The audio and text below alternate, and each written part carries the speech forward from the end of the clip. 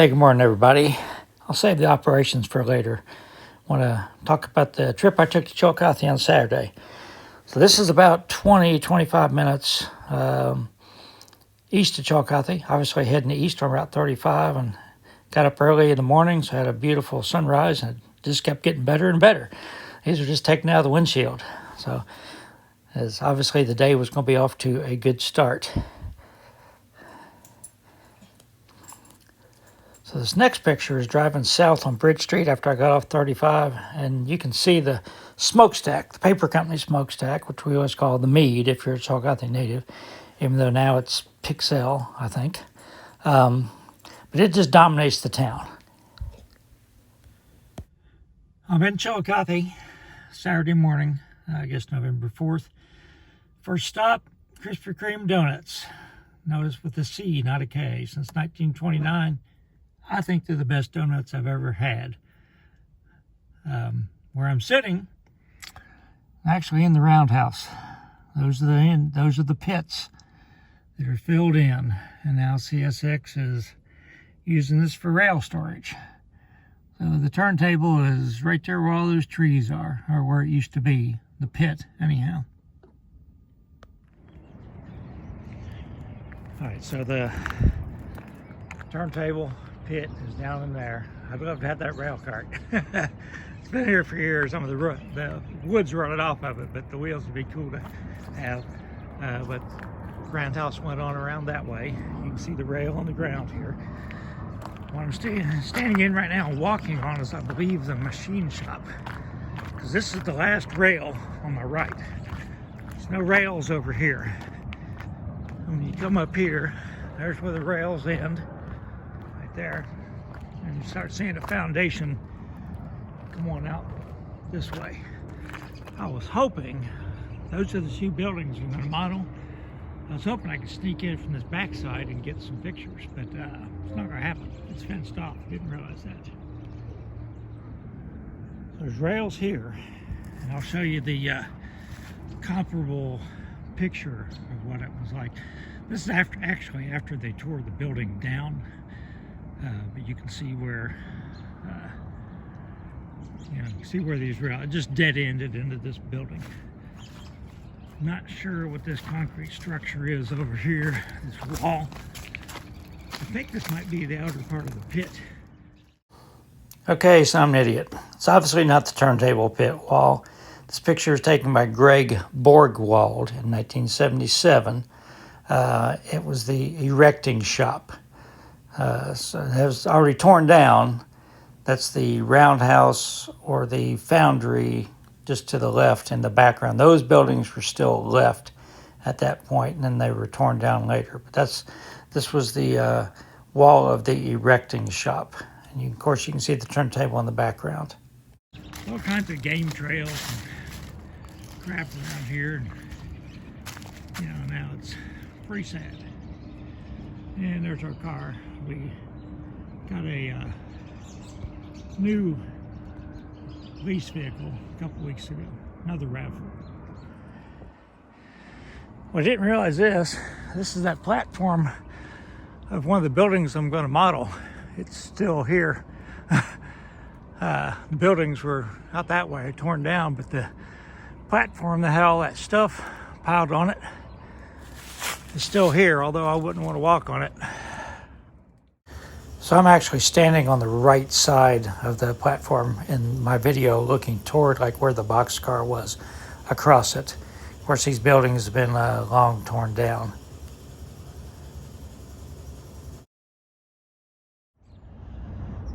I hate to sound like Jawtooth, but I got lucky. I'm at the depot site. That's the Main Street overpass. That's where the diamond used to be. Heard a horn. Norfolk Southern northbound. Like one engine pulling a bunch of nothing. That's what it looks like at the moment.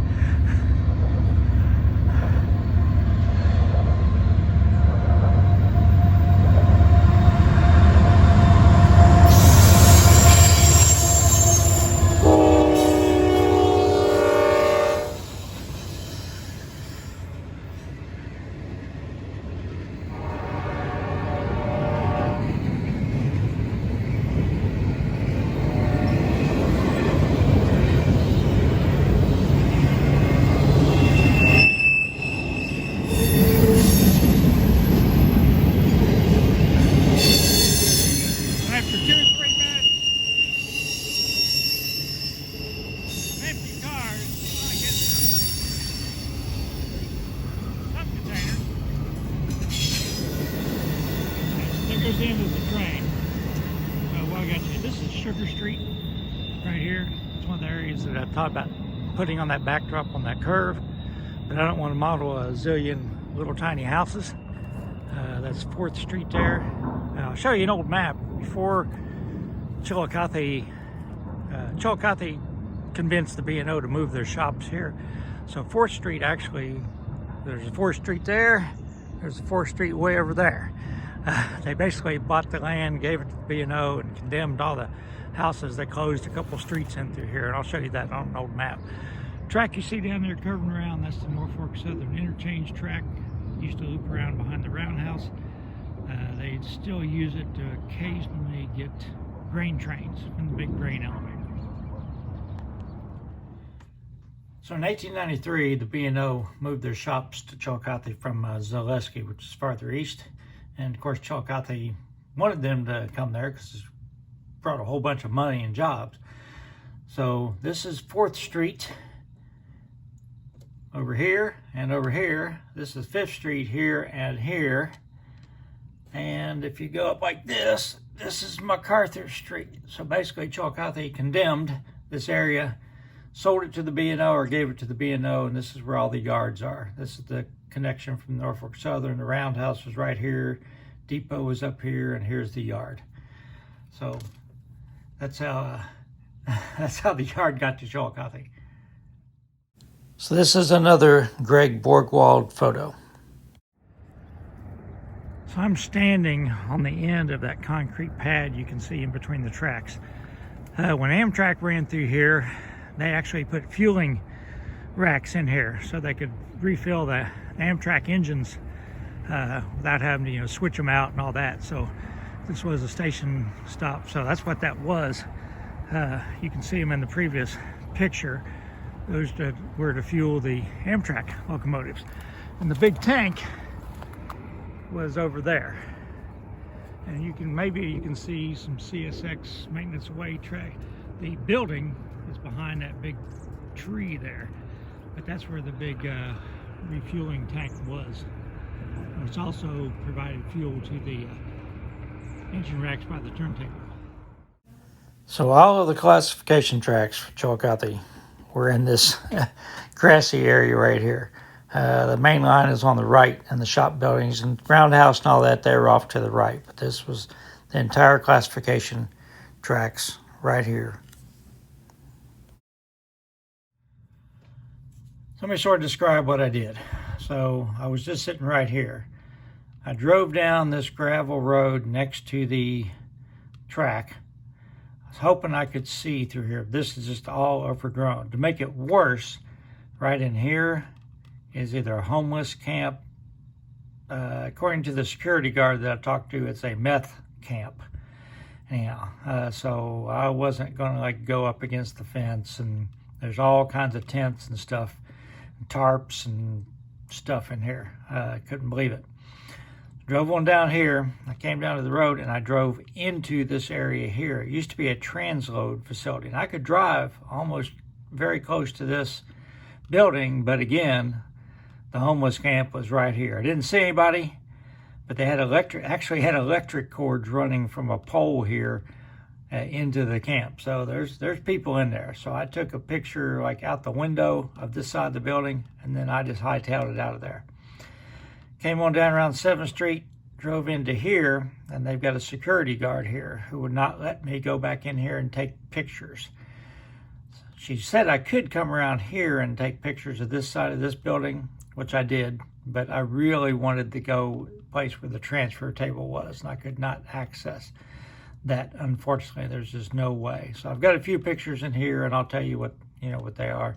But of course, they've all been modernized. The windows filled in and all that. But at least the best picture I got today of these buildings was right here. Anyhow, after that, I drove down and I looked at these buildings here, and I'll show you what I found out there.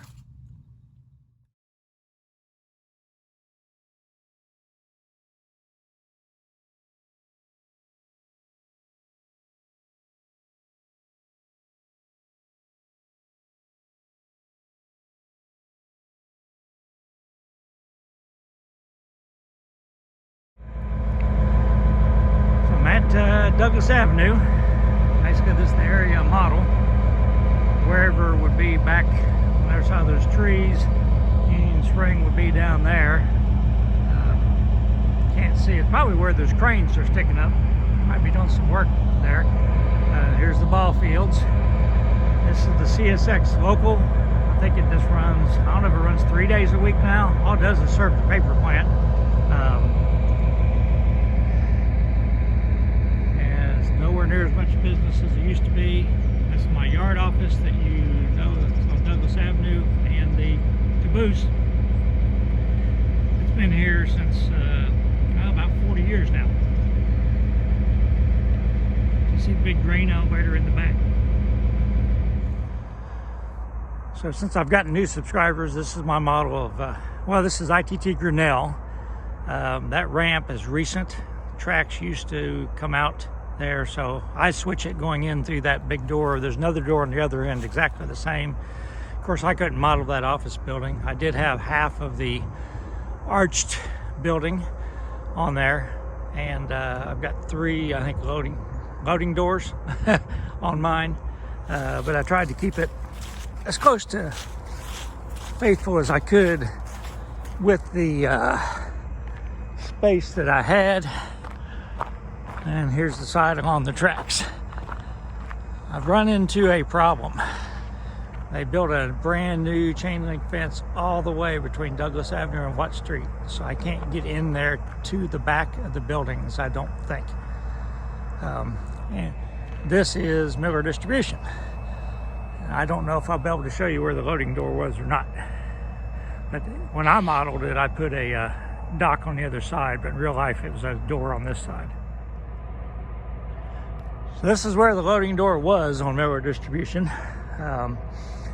Again, that's the way I originally modeled it. It was on the same spur as ITT Grinnell, but I built a dock on the back side. But you can see they patched it in here, but that's where it was in the picture that I'll show you here.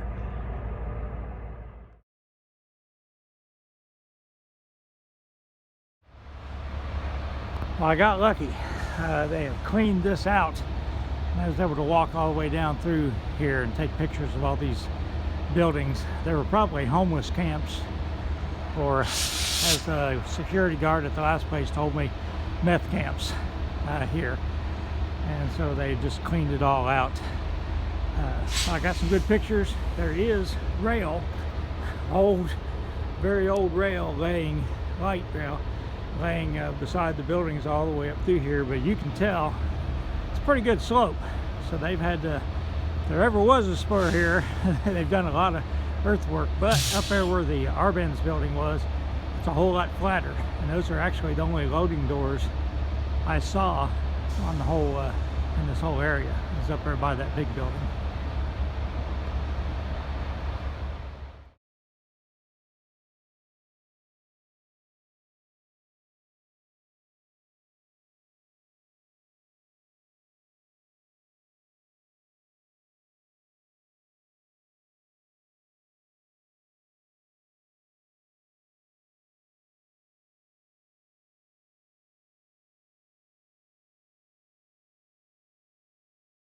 So this is pretty interesting. Notice, where they've patched in or put new panels in, but the roof is old. So was that just like where brick fell down, or maybe they removed some brick, but there were loading doors there or something, but they didn't replace the roof. So I think that's really fascinating to me, that you've got this old roof, then you've got these new sections. Don't know why. This is the Google Earth view. I parked right here and walked between these buildings. You can see when this picture was taken, this was just all completely overgrown, nothing but trees. I didn't know, but man, they've cleaned it all out, as you can tell, and they put a chain link fence all the way along here. My original plan was to walk down the tracks and access it, but they've got a chain link fence between Watt Street and Douglas. This is the Arbenz building. This is the big building down here.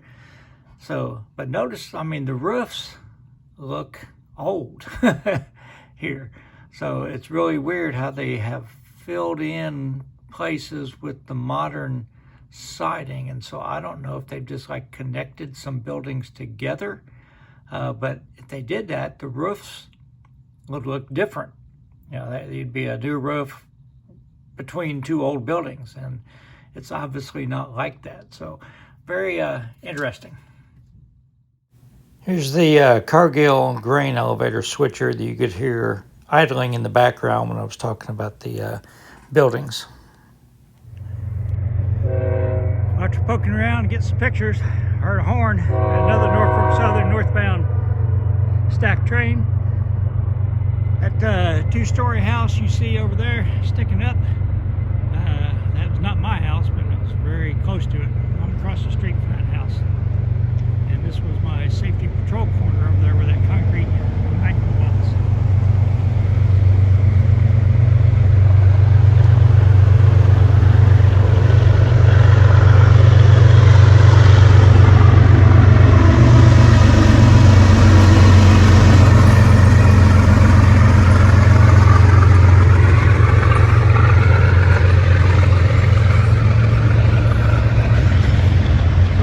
North, you can see the Main Street overpass up there.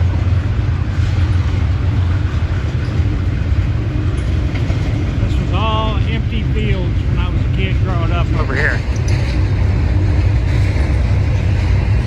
Now it's all warehouses.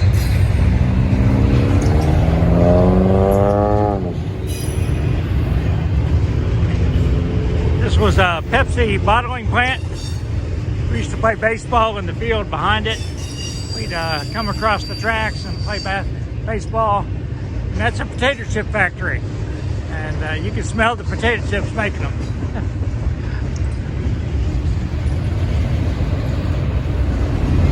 Okay, I'm standing on my safety patrol corner when I was in 5th grade. I lived right up there, second house to the right of that car.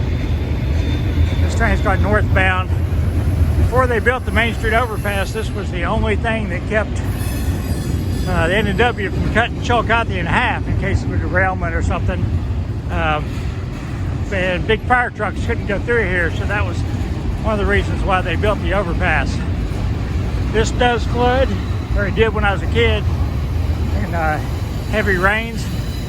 And seen people have to come down here and get rescued with a boat because they get out there and they climb on those things, and the city has to come out with a boat. All right, here comes DPUs.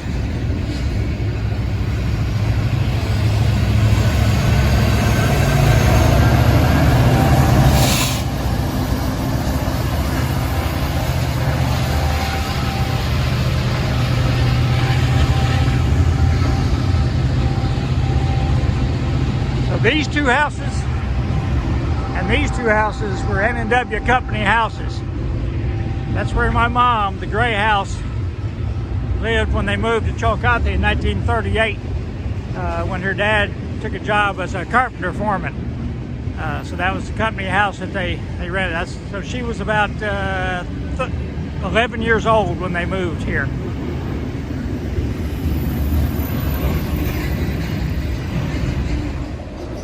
All right, there goes the end of the train. I saw a lot of trains standing on this corner and from my bedroom window. This was also my paper route from here to Bridge Street, so times were a lot simpler back then, obviously. Sorry if I bored you with all these personal details, but sort of show you my railroad influence anyhow. So these next few pictures are from Bruce Ames. He was asking me about the coal dealer in Chillicothe. Still in business in the 70s, but not not very much in business. Structure is still standing. It's at the end of Mulberry Street in Chillicothe, in Yaktangi Park on the north side of Chillicothe.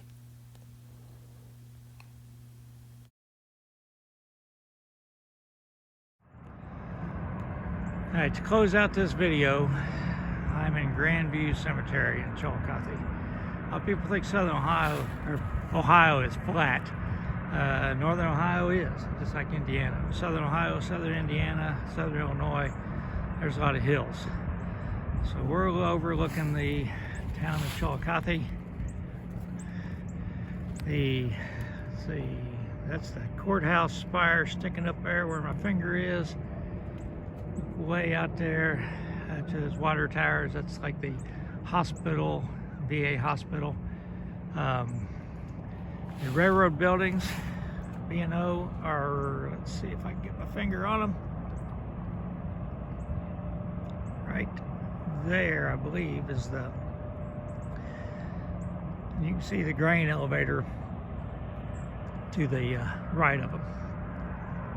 So, just you probably didn't hear that horn, but there's a grain elevator's doing some switching today with their switcher. A little bit more history and I'll close it. That is Mount Logan, straight ahead. Not really a mountain, but it's a mountain for southern Ohio. Chillicothe was the first capital of Ohio, and so the Great Seal of Ohio was inspired by one of the early governors. Had a home up on a hill and woke up one morning and saw the sun rising over Mount Logan, and that was it. So anyhow, hope you enjoyed this reminiscing and me looking back. Hope you weren't too bored by it. So everybody stay safe.